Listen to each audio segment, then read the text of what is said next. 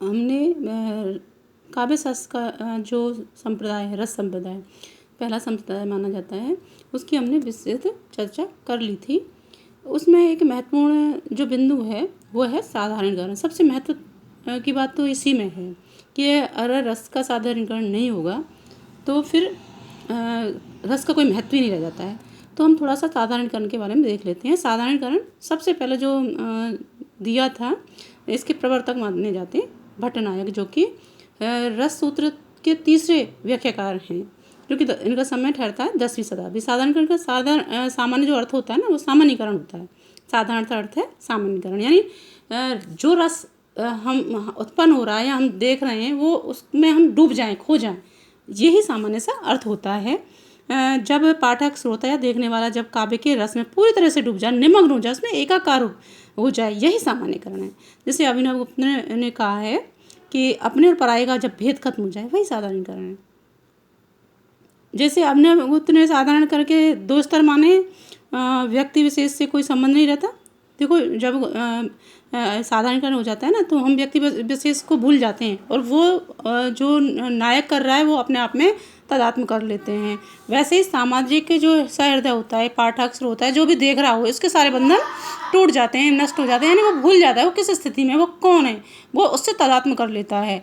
आचार्य विश्वनाथ कहते हैं कि जो तादात्म्य होता है वो सामाजिक सहृदय का आश्रय से एकाकार होता है। वहीं डॉक्टर नगेंद्र कहते हैं कि कवि की अनुभूति का साधारणीकरण होता है। और आचार्य रामचंद्र शुक्ल क्या कहते हैं? आचार्य रामचंद्र शुक्ल कहते हैं कि जो साधारणीकरण होता है ना, वो आलम्बन धर्म का होता है। और डॉक्टर श्याम सुंदर दास वो कहते हैं कि श्रोता का जो चित्त होता है ना, उसका साधारणीकरण होता है। साधारण की प्रक्रिया में जो मधुमती भूमिका की जो चर्चा की थी ना, सबसे पहले डॉक्टर श्याम सुंदर दास ने की थी।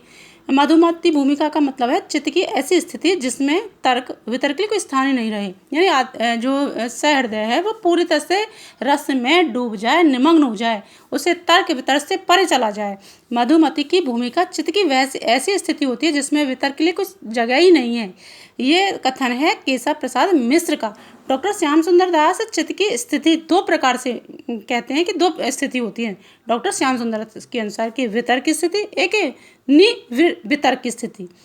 भाव का साधारणीकरण किसने माना है? भट्टनायक। भट्टनायक होते हैं ना, वो भाव का मानते हैं। व्यंजना व्यापार का साधारणीकरण कौन मानते हैं? देखो, व्यंजना का अर्थ मान लो व्यंग से, और व्यापार मान लो संसार से। देखो, याद करने के आसान सा तरीका है कि जगत में कौन लोग क्यों ज़्यादातर क्या करते हैं? व्यापार करते हैं भांति भांति का।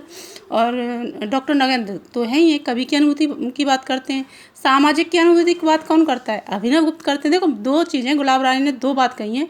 एक तो सहृदय के चित्त का साधारणीकरण होता है, और दूसरा होता है कवि और पाठक दोनों बात वो कहते हैं।